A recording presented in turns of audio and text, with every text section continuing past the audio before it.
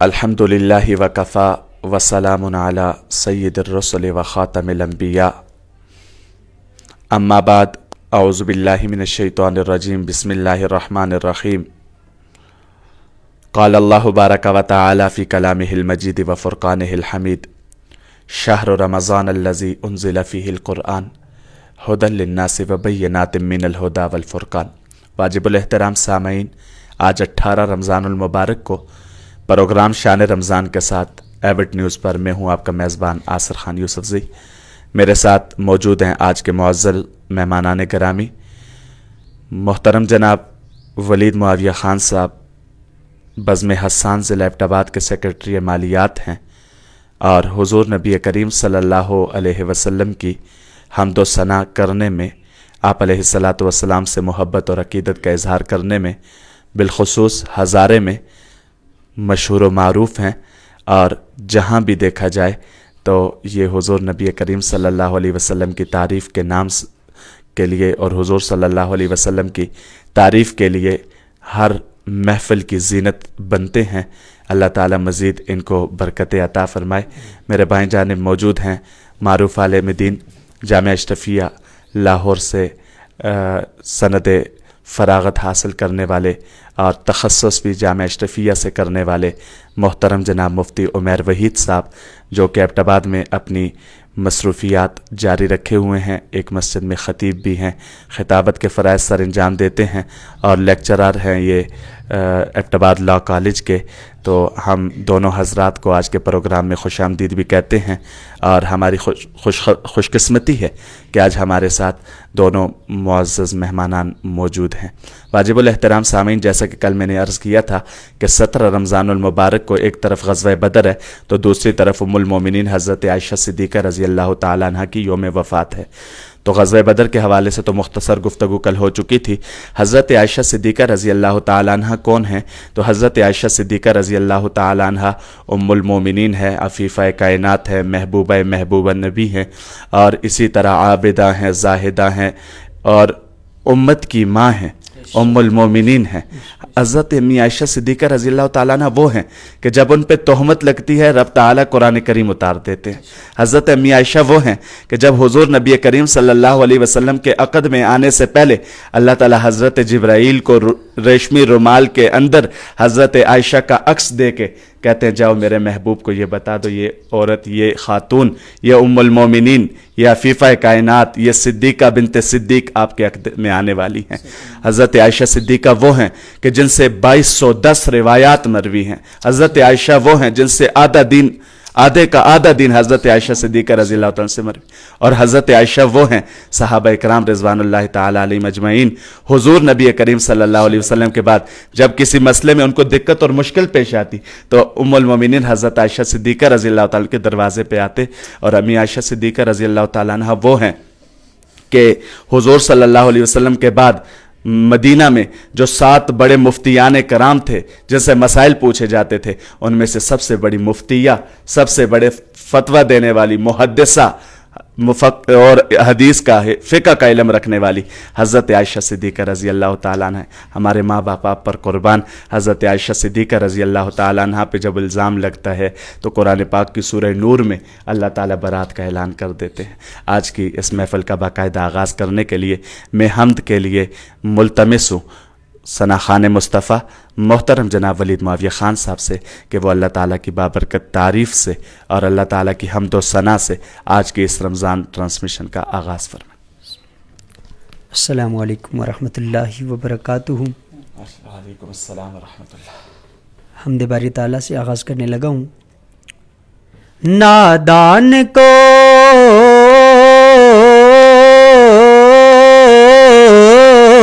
नादान को इस बात का बिल्कुल नहीं पता, व तुइज़्ज़ु मन तशा व तुज़िल्लु मन तशा, व तुइज़्ज़ु मन तशा व तुज़िल्लु मन तशा। अल्लाह के हुजूर ये होता है फैसला, व तुइज़्ज़ु وتعز من تشاء وتذل من تشاء وتعز من تشاء وتذل من تشاء. جھوٹی نوازشات کی بارش فضول ہے، مجھ کو ذلیل کرنے کی سازش فضول ہے. جھوٹی نوازشات کی بارش فضول ہے، مجھ کو ذلیل کرنے کی سازش فضول ہے. میرا قدم میرا قدم قدم پہ مددگار ہے خدا. وتعز من تشاء وتذل من تشاء وتعز من تشاء وتذل من تشاء. نادان کو اس بات کا بالکل نہیں پتا. وتعز من تشاء وتذل من تشاء. بنجر زمیں پہ پھول کی چادر بچھائے وہ، پتھر کو موم موم کو پتھر بنائے وہ. بنجر زمیں پہ پھول کی چادر بچھائے وہ، پتھر کو موم موم کو پتھر بنائے وہ. اس کی رضا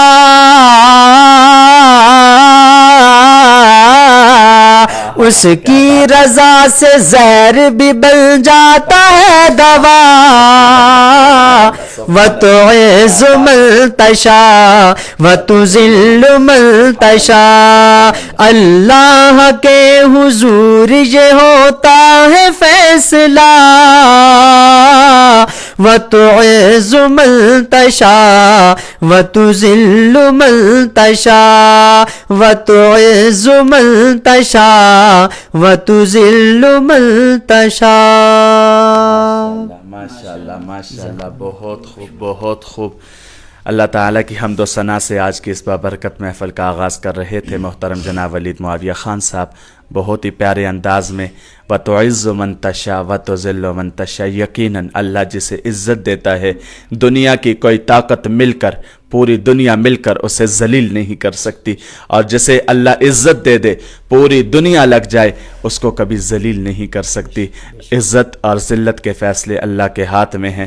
اللہ جسے عزت دے جسے ذلت دے کوئی تبدیل نہیں کر سکتا. اور حضور نبی کریم صلی اللہ علیہ وسلم کے ثنا خان کو، حضور صلی اللہ علیہ وسلم کی دین کی اشاعت کرنے والوں کو اللہ نے بڑی عزتیں عطا کی ہوئی ہیں. اور اس کے بعد اب ہمارے ساتھ موجود ہیں محترم جناب عمیر وحید صاحب. جیسا کہ میں نے ان کا تعارف کروایا، ماشاءاللہ معروف عالم دین ہیں. آج کی اس مجلس میں ہم ان سے مسائل کے بارے میں بھی پوچھیں گے، اور ہمارے ساتھ یہاں پہ اس وقت بہت سارے دوست احباب بھی موجود ہیں. کامی جدون ہمارے ساتھ موجود ہیں ماشاءاللہ، یہ کل بھی موجود تھے، آج بھی موجود ہیں. کہہ رہے ہیں ماشاءاللہ.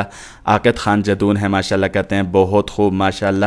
عاقد خان جدون کہہ رہے ہیں اعتکاف کے حوالے سے تھوڑی ڈیٹیل بتا دیں. جی انشاءاللہ عاقد بھائی، آج کے نشست میں ہم اعتکاف کے حوالے سے گفتگو کریں گے. اس کے بعد آسمہ ظہور ہمارے ساتھ موجود ہیں، اور یہ پوچھ رہی ہیں کہ السلام علیکم. وعلیکم السلام. خواتین کے اعتکاف کے بارے میں تفصیل بیان فرما دیں. جی انشاءاللہ ہمارے ساتھ آج محترم جناب مولانا عمیر وحید صاحب موجود ہیں، تو انشاءاللہ ہم ان سے اعتکاف کے حوالے سے بھی تفصیل پوچھیں گے، اور خواتین اور مردوں کے اعتکاف میں کیا فرق ہے یہ بھی پوچھیں گے، اور اعتکاف کے حوالے سے کون سے اعمال کرنے چاہیے یہ بھی پوچھیں گے.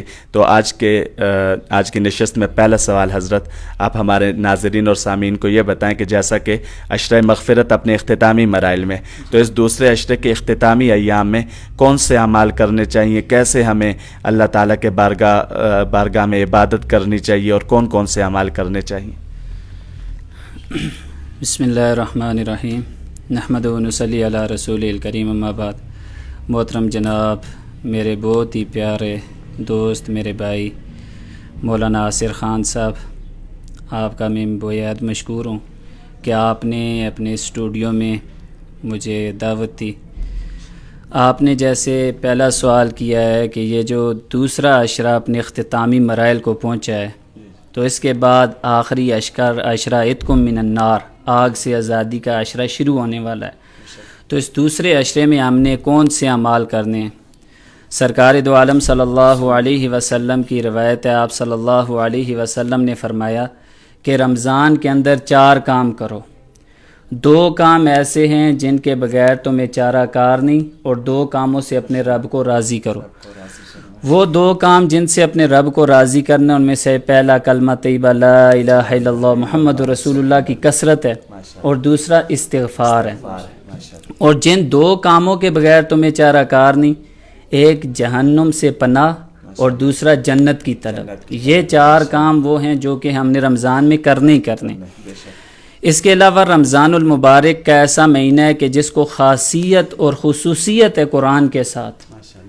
ہمیں جتنا زیادہ ہو سکے قرآن پاک کی تلاوت کرنی چاہیے. سرکار دو عالم صلی اللہ علیہ وسلم کے بارے میں آتا ہے، مولانا کو پتہ ہے، سائے ستہ بری پڑھی ہے، روایات میں بارہا یہ لکھا ہے کہ حضور صلی اللہ علیہ وسلم رمضان المبارک کے اندر قرآن پاک کی اتنی کثرت سے تلاوت کرتے تھے، اور حضرت جبرائیل جس وقت دور کے لیے آتے تھے، جیسے ہمارے یہاں حفاظ کا ہوتا ہے آپس میں قرآن سنانے سے پہلے 2 بھائی بیٹھ کے اس کو دہراتے ہیں، آتے تھے تو وہ رمضان میں 2 مرتبہ بھی تشریف لائے. اور یہ اسی لیے تھا کہ رمضان کو قرآن کے ساتھ خاصیت حاصل ہے. اور پھر اس رمضان کے اندر جو آخری عشرہ عتق من النار، اس سے پہلے ایک بات یہ بتاتا چلوں کہ حدیث شریف میں آتا ہے، سرکار دو عالم صلی اللہ علیہ وسلم نے فرمایا روزانہ افطار کے وقت ایسے 10 لاکھ آدمیوں کو اللہ تعالیٰ جہنم سے خلاصی کا پروانہ دیتے ہیں جن پہ جہنم واجب ہو چکی ہے، جہنم کا ٹکٹ مل چکا ہے کہ جہنم میں جانا ہے، اللہ تعالیٰ چھوڑ دیتے ہیں.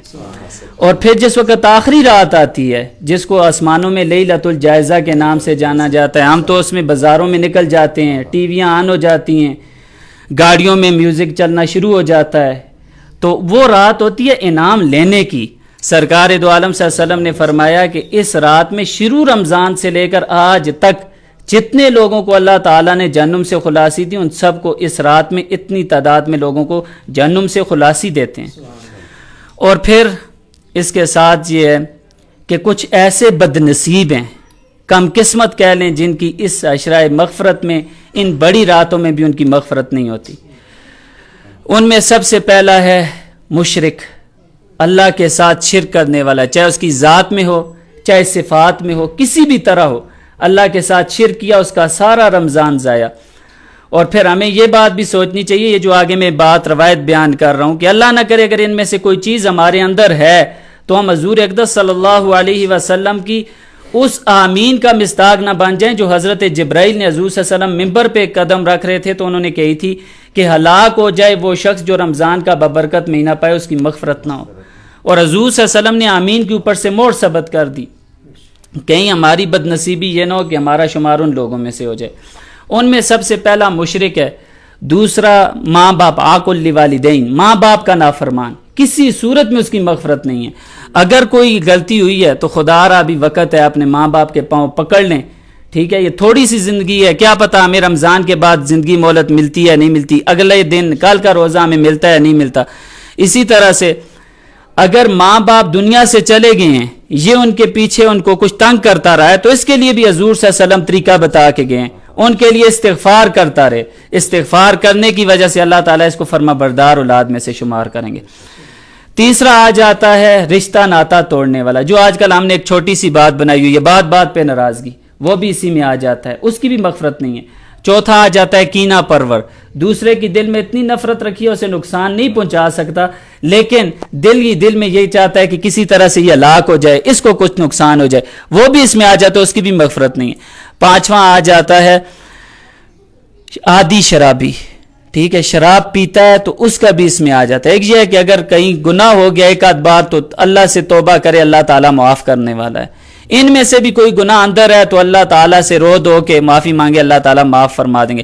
اسی طرح سے آراف آ جاتا ہے، نجومی، پامسٹ، جسے جا کے لوگ ہاتھ دکھاتے ہیں، اس کی باتوں پہ یقین کرتے ہیں، اس کی بھی مغفرت نہیں ہوتی. اگر ان میں سے کوئی بھی کمی ہے تو ہم رمضان سے پہلے اس کو ختم کر دیں، اور رمضان کے اندر جتنی زیادہ ہو سکے استغفار، اپنے سابقہ گناہوں پہ رو دو کہ اللہ کے آگے توبہ استغفار.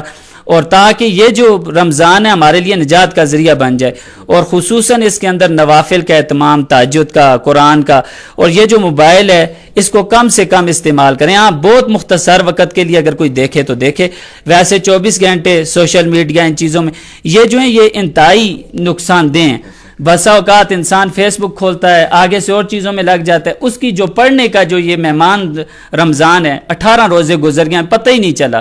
تو اسی طرح سے اب یہ مہمان ہے چند دنوں کا، اس میں جتنا زیادہ ہو سکے اور خصوصاً اپنی قضا نمازوں کو انسان لوٹانے کی کوشش کرے تاکہ جو ہیں وہ ساری لوٹ جائیں، کیونکہ وہاں پہ حساب دینا بہت مشکل ہے. ان چیزوں کا اہتمام کرنا چاہیے. جزاک اللہ. ماشاء اللہ. عمیر وحید صاحب ہمیں بتا رہے تھے کہ عشرۂ مغفرت کے اختتامی ایام میں اور رمضان المبارک کے باقی ماندہ ایام ہم نے کیسے گزارنے ہیں. اللہ تعالی ہم سب کو عمل کی توفیق عطا فرمائے. اس کے بعد میں ملتمس ہوں ایک دفعہ پھر محترم جناب ولید معاویہ خان صاحب سے کہ وہ حضور نبی کریم صلی اللہ علیہ وسلم سے عقیدت و محبت کا اظہار کرتے ہوئے آقا علیہ الصلوۃ والسلام کی شان میں نعت رسول مقبول صلی اللہ علیہ وسلم کا نذرانہ پیش کریں. محترم جناب ولید معاویہ خان صاحب. بسم اللہ جناب. مفتی صاحب بالکل نیا کلام ہے، میں حسین سماعتوں کی نظر کرنے لگا ہوں. وہ شہر محبت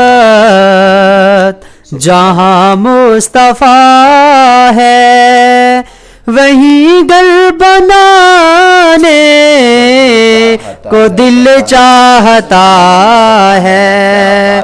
وہ شہر محبت جہاں مصطفیٰ ہے، وہیں گھر بنانے کو دل چاہتا ہے. وہ سونے سے کنکر، وہ چاندی سے مٹی، نظر میں بسانے کو دل چاہتا ہے. وہ شہر محبت، جہاد محبت کی آواز گونجی، کہا خنزلہ نے یہ دلہن سے اپنی. جہاد محبت کی آواز گونجی، کہا خنزلہ نے یہ دلہن سے اپنی.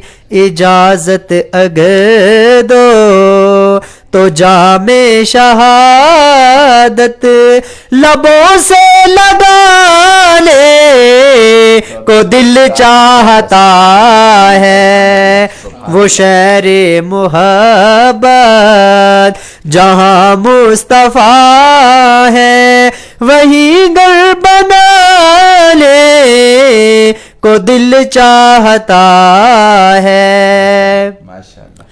جو پوچھا نبی نے کہ کچھ گھر بھی چھوڑا، تو صدیق اکبر کے ہونٹوں پہ آیا. جو پوچھا نبی نے کہ کچھ گھر بھی چھوڑا، تو صدیق اکبر کے ہونٹوں پہ آیا.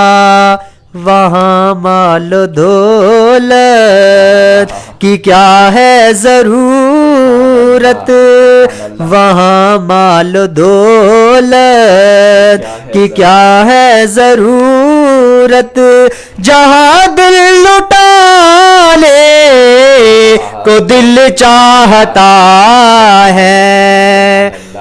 وہ سونے سے کنکر، وہ چاندی سی مٹی، نظر میں بسانے کو دل چاہتا ہے.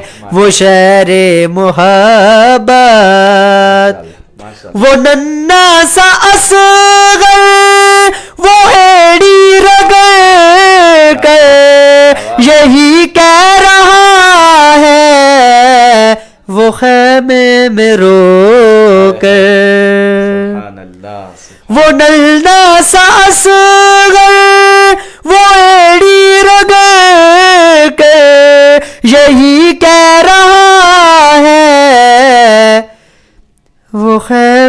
میں رو کر اے بابا میں پانی، اے بابا میں پانی کا پیاسا نہیں ہوں، میرا سر کٹانے کو دل چاہتا ہے، وہ شہر محبت جہاں مصطفیٰ ہے، وہیں گھر بنانے کو دل چاہتا ہے، وہ سونے سے کنکر وہ چاندی سی مٹی نظر میں بسانے کو دل چاہتا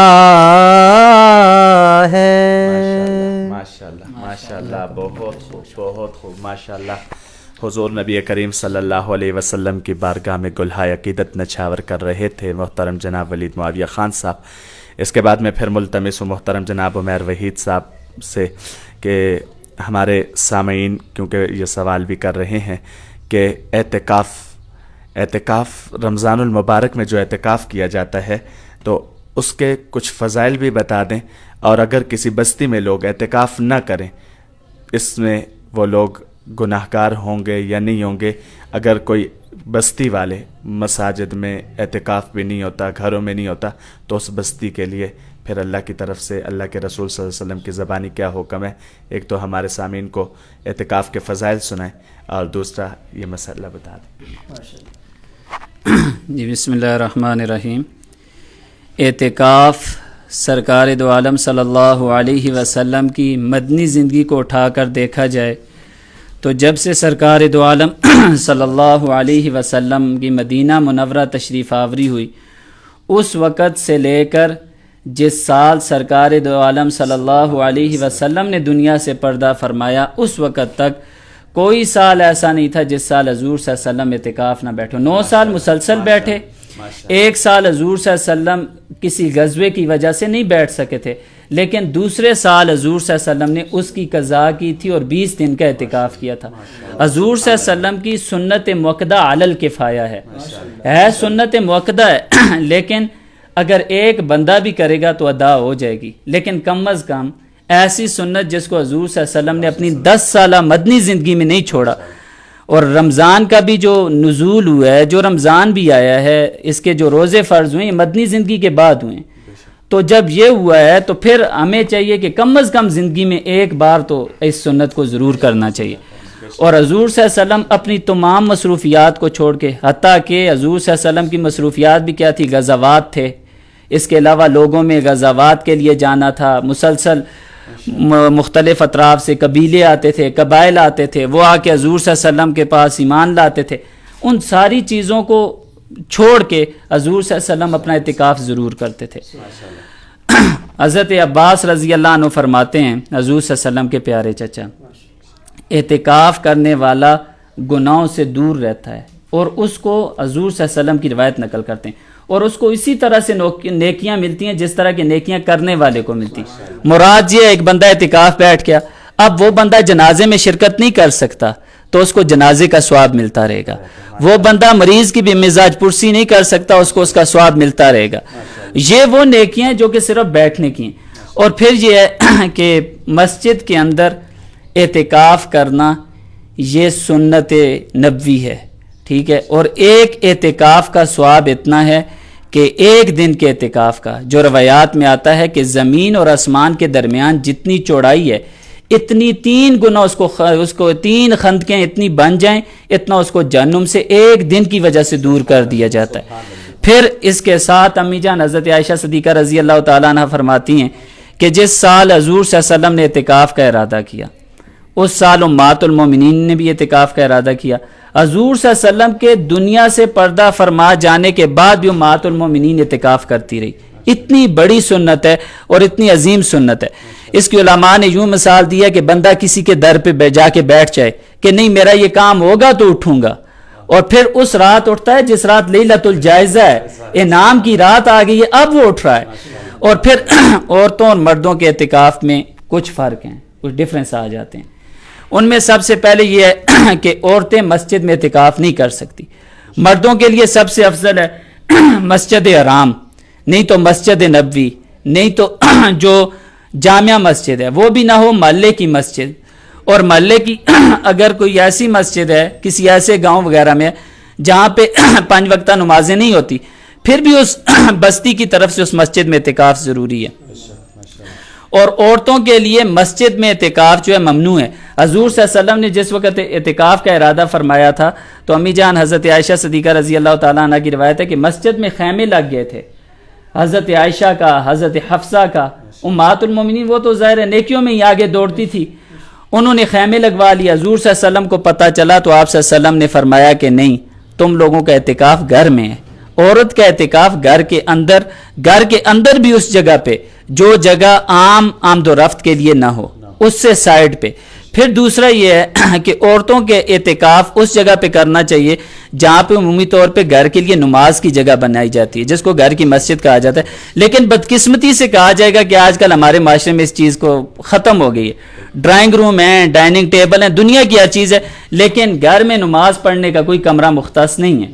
حتیٰ کہ اللہ تعالیٰ ہماری اس کمی کو معاف فرمائے، بعض گھروں میں جانماز بھی کم ہی ملتے ہیں، ڈھونڈنے پہ پتہ چلتا ہے جی تلاش کر رہے ہیں، سامنے ہوتا ہی نہیں، گویا کوئی نماز پڑھتا ہی نہیں ہے. تو عورتوں کے لیے افضل تو وہ جگہ ہے، نہیں تو وہ جگہ ہے جہاں پہ آمد و رفت کم ہو، وہاں پہ وہ اپنے لیے ایک چادریں باندھ لے. چادریں باندھنا یکسوئی کے لیے ہے. مسجد میں بھی جو باندھی جاتی ہیں یہ یکسوئی کے لیے، کیونکہ ایک بندہ اپنی عبادت کر رہا ہے، دوسرا اپنی کر رہا ہے، کیونکہ اعتکاف ہے، یکسوئی کی عبادت ہے. پھر عورتوں کو اس کے دوران جو عورت ہے شادی شدہ ہے اس کو اپنے خاوند کی اجازت ضروری ہے اعتکاف کے حساب سے. اگر وہ اعتکاف کی اجازت نہیں لے گی تو اس کا اعتکاف نہیں ہے. پھر اسی طرح سے عورتوں کے ساتھ یا مردوں کے ساتھ حوائج اصلیہ کے علاوہ، پیشاب پخانے کے علاوہ مسجد سے باہر نکلنے سے جو عورتوں کا گھر ہے ان کے حق میں ان کا جو کمرہ ہے یا جو انہوں نے ایریا مختص کیا ہوا ہے کمرہ، اس کمرے سے باہر نکلیں گے ان کا اعتکاف ٹوٹ جائے گا. مرد ہے مسجد سے بغیر، چاہے بھول کے بے شک نکل جائے، بغیر کسی شرعی حاجت کے، شرعی حاجت میں آ جاتا ہے پیشاب پخانا، اسی طرح کسی کو غسل واجب ہو جائے، ان حاجات کے علاوہ یا وضو ٹوٹ گیا، وضو کرنے کی گھر سے چلا گیا، ان حاجات کے علاوہ اس کے لیے باہر نکلنا جو ہے وہ اعتکاف کے ٹوٹنے کا سبب ہے. پھر اسی طرح سے عورتوں کے اگر خاص ایام آ جائیں ان کا اعتکاف ٹوٹ جائے گا. اور پھر اگر کسی نے اعتکاف کی بنیادی طور پہ 3 قسمیں، اعتکاف واجب، اعتکاف سنت اور اعتکاف نفل. نفلی اعتکاف ایک لمحے کا بھی ہو سکتا ہے، اس کے ساتھ روزہ خاص نہیں. جیسے ہم مساجد میں جاتے ہیں اعتکاف کی نیت کرتے ہیں، اعتکاف کا ثواب ملتا رہتا ہے. اسی طرح سے جو اعتکاف واجب ہے، کسی نے نظر مان لی میرا یہ کام ہو گیا میں اتنے دن اعتکاف کروں گا، یہ اعتکاف واجب ہے، اس کے ذمہ نہیں کرے گا، گناہگار ہوگا. اور تیسری جو قسم ہے سنت اعتکاف، وہ حضور صلی اللہ علیہ وسلم کی سنت ہے، اور ایسی سنت ہے جس پہ آپ صلی اللہ علیہ وسلم نے ہمیشگی فرمائی ہے. بہت شکریہ، بہت شکریہ. ماشاءاللہ ماشاءاللہ. اعتکاف کے حوالے سے تفصیلی گفتگو کر رہے تھے مولانا عمیر وحید صاحب. آخری سوال انہی سے پوچھتا ہوں کہ اعتکاف کے ایام میں خاص طور پر کون کون سے اعمال کرنے چاہیے؟ چند اعمال ہمارے سامعین کو بتا دیں. جی، اعتکاف کے حوالے سے ایک تو جو سب سے بنیادی اور اہم چیز جو بھی ہمارے بھائی یا ہماری بہنیں معتکفین ہیں ان کا ارادہ ہے وہ اپنے موبائل کو چھوڑ دیں، حد الوسع چھوڑ دیں. یہ شیطان کا ایک دھوکہ ہوتا ہے کہ اچھی چیز سنوں گا، قرآن سنتے سنتے اس کی تلاوت رہ جاتی ہے، اس کو اس طرف لے جاتا ہے کہ قرآن سننا بھی رہ جاتا ہے، اس کو نیند آ جاتی ہے، اس کا سارا وقت لو لعب میں لگ جاتا ہے. اسی طرح سے اگر بہت ضروری ہے، بالفرض مسجد میں کوئی بیٹھ رہا ہے، ظاہر ہے کسی وقت کسی حاجت کے لیے گھر میں کرنا پڑ رہا ہے، تو بند رکھے، اتنے ٹائم میں آن رکھے جس میں اپنے محارم کو، وہ بھی محارم کو، غیر محارم سے بات کی تو اعتکاف نہیں ہے. اسی طرح سے اعتکاف کے اندر جن چیزوں سے سختی سے بچنا ہے، غیبت، چغلی، بہتان، کسی کا دل دکھانا، یہ وہ چیزیں ہیں کہ اعتکاف کرنے کا کوئی فائدہ نہیں، وہ سب کچھ ضائع ہو جائے گا. پھر اعتکاف کے اندر خصوصیت کے ساتھ ایک تو یہ ہے کہ اپنے تہجد کی نماز کا ایسا اہتمام کریں کہ پورا سال چلتا رہے، کم از کم 2 رکعت سے ہی، لیکن اٹھنے کی عادت بنائیں، شب بیداری کی عادت بنائیں، تھوڑا سا ذکر کر لیا، تھوڑا نوافل پڑھ لیے، قرآن پاک کی تلاوت کر لی، غرض کے تمام عبادات کو مسلسل کرنا ہے.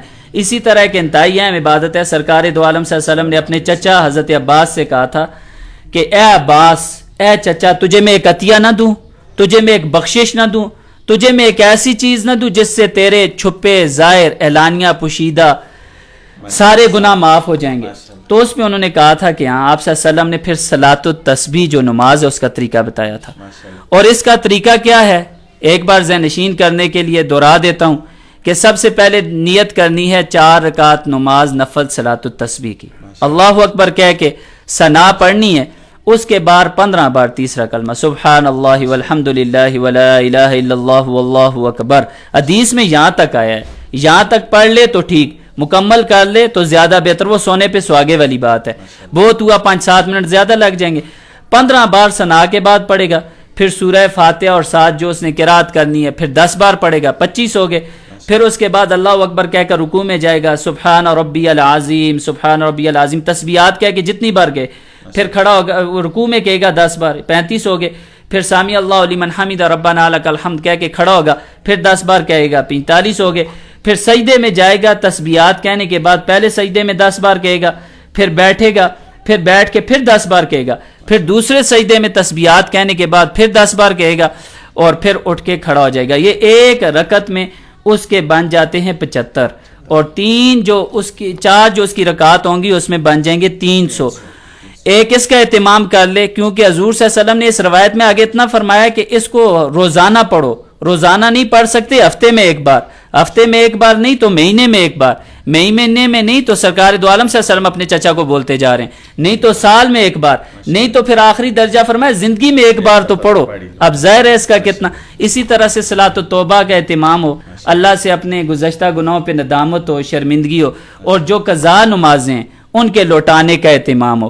یہ چیزیں ہم کریں گے, اور پھر اپنا جتنا زیادہ ہو شب بیداری کریں, کیونکہ حضور صلی اللہ علیہ وسلم نے فرمایا ہے جو سورہ قدر میں بھی ہے کہ تجھے کیا معلوم ہے مخاطب, اللہ تعالیٰ فرماتے ہیں کہ شب قدر کیا ہے, پھر آگے خود ہی فرماتے ہیں 1000 مہینوں سے بہتر ہے, اور 1000 مہینے کی عبادت کم و پیش 83 سال 4 ماہ بنتی ہے. اتنی کس کی عمر ہوگی, پھر اتنی قبول عبادت کا بندے کو ثواب مل جائے.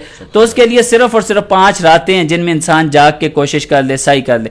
معتکف تو کوشش کریں ساری راتیں جاگنے کی, جو نہیں بھی بیٹھ رہے کم از کم ان 5 راتوں میں یہ کوشش کریں کہ ہم نے ان 5 راتوں کو زندہ کرنا ہے اللہ کے ذکر سے, اللہ تعالیٰ کی ذات سے, تاکہ اللہ تعالیٰ اس رمضان کو ہماری نجات کا ذریعہ بنا دے. کہیں ایسا نہ ہو کہ ہم حضور صلی اللہ علیہ وسلم, حضرت جبرائیل کی بدعا اور حضور صلی اللہ علیہ وسلم کے آمین کا مستحق ہو کے ہم ہلاکت میں پڑ جائیں. جزاک اللہ جی, جزاک اللہ.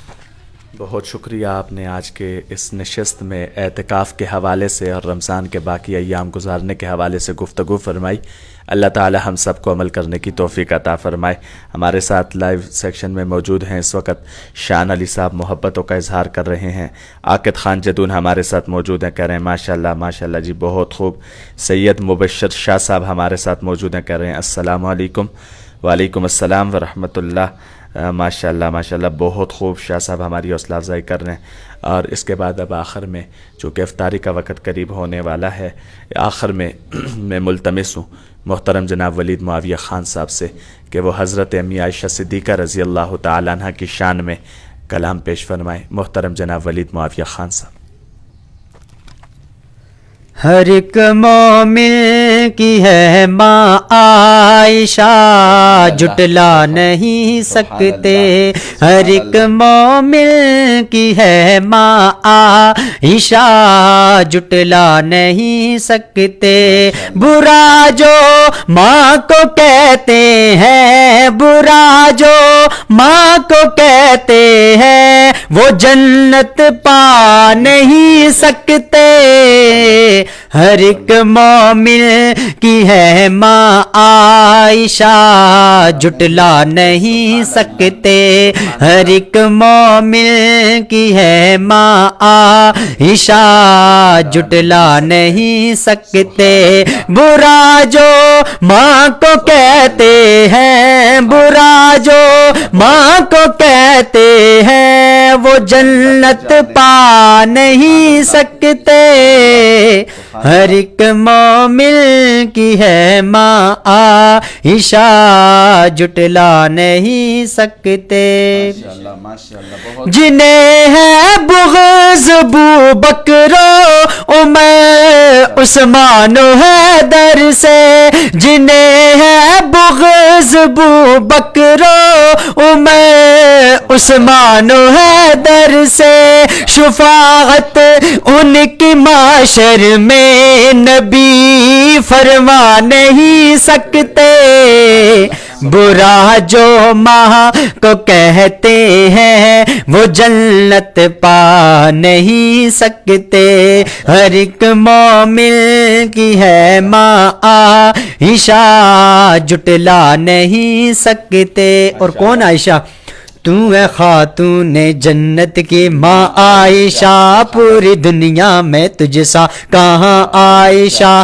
تیری پاکیزگی اور تقدیس کا اے گواہ خالق دو جہاں عائشہ رب نے فرما دیا ہے یہ قرآن میں رب نے فرما دیا ہے یہ قرآن میں ہم سبھی مومنوں کی ہے ماں عائشہ ہم سبھی مومنوں کی ہے ماں عائشہ سورہ نور میں جس کا ہے تذکرہ سورہ نور میں جس کا ہے تذکرہ ہے اسی نور کی کہکشاں عائشہ ہے اسی نور کی کہکشاں عائشہ جتنا آقا اور صدیق میں پیار ہے جتنا آقا اور صدیق میں پیار ہے اسی پیار کی داستاں عائشہ ہے اسی پیار کی داستاں عائشہ تیرے حجرے کی عظمت کا کیا ذکر ہو تیرے حجرے کی عظمت کا کیا ذکر ہو